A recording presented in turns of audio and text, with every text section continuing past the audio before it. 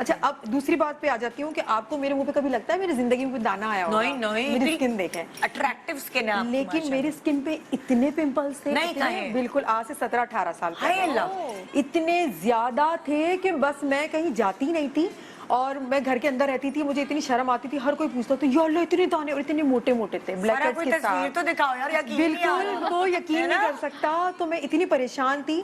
अच्छा, मेरी अम्मी मुझे पता है क्या बोलती थी, लेकिन आजकल तो हम कहते हैं डॉक्टर के पास जाना चाहिए। मेरी अम्मी इतनी ज्यादा पढ़ी लिखी नहीं है, उन्होंने सिर्फ मैट्रिक किया हुआ है, तो मुझे कहती थी डॉक्टर के पास नहीं जाना, जो मैं बताती हूँ ना तुमने वही करना है।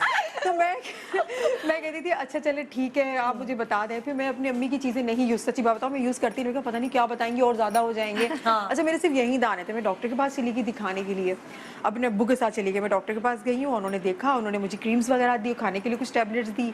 अच्छा, उसके बाद मेरे यहाँ पर भी दाने निकल आए, अरे बाप रे, जहाँ नहीं थे वहां पर भी बढ़ गए। फिर मेरे अम्मी ने कहा तुम्हें मना किया था ना, जो मेरी उन्होंने सलवातें सुनाई है मुझे, इतनी जो उन्होंने डांटा है, और मेरी अम्मी तो मारती भी अच्छा खासा थी।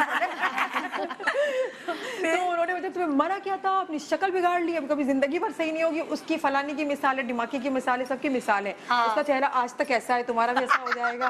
और मैं भी रोऊं कि मैंने क्या कर दिया, ये कर दिया। फिर मैं डॉक्टर के पास दोबारा गई, मैंने दवाई नहीं ली, मैं शिकायत करने गई, आपने क्या किया, तो आपने मेरी स्किन। लेकिन अब मैं पढ़ी लिखी तो मुझे समझ आता है कि हमारी स्किन के जो अंदर थर्ड लेयर के अंदर जो दाना होता है वो मेडिसिन से बाहर आता है। अच्छा। जब बाहर आता है तो उसका ट्रीटमेंट होता है, फिर वो सही होता है। क्योंकि दाना अंदर बन रहा होता है, बाहर आने में उसको 15-20 दिन लगते हैं। तो वो मुझे अब जो सारी थ्योरी अब समझ में आई है। कैसे हुआ है, क्या किया? फिर मेरी अम्मी ने मुझे कहा कि तुमने छोड़ देना है, कुछ नहीं करना। शहद हमारे घर में दरख्त थे, वहाँ पे शहद का छत्ता होता था, हम शहद जमा करते थे। अच्छा। कुदरती तौर पे वहाँ पर छत्ते बनते थे, वो शहद जमा था, और रेड कलर का शहद था। रेड कलर का शहद जो होता है वो बहुत नायाब होता है। अच्छा, वो शहद था, उन्होंने शहद लिया, शहद के इन्होंने वो खुश्क दूध नहीं होता वो इन्होंने मिलाया है, और आप यकीन करेंगे इन्होंने चाय की पत्ती मिलाई है। जी, थोड़ी सी यूज्ड या अनयूज्ड? नहीं, वो वाली वो जो यूज नहीं हुई थी वो। अच्छा, हाँ, ड्राई थी वो वाली, थोड़ी सी मिला के ना। उन्होंने बोला ये तुम्हारा मरहम है, तुम इसको बना के रख दो और रोजाना तुम लगाओगी, नहीं लगाओगे तो मैं तुम्हें लगा के दूंगी। तो खुश्क दूध,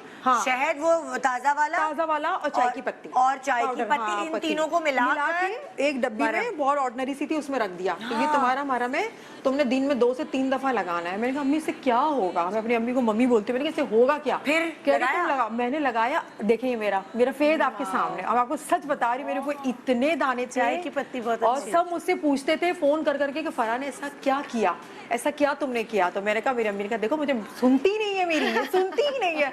देखिए मेरा दाना अल्हम्दुलिल्लाह, मेरा दाना आज उसके बाद आज तक नहीं हुआ है। हमारे घर में किसी को भी दाना नहीं है, किसी को भी एक्ने प्रॉब्लम नहीं है। अम्मा जब ऐसी होंगी तो फिर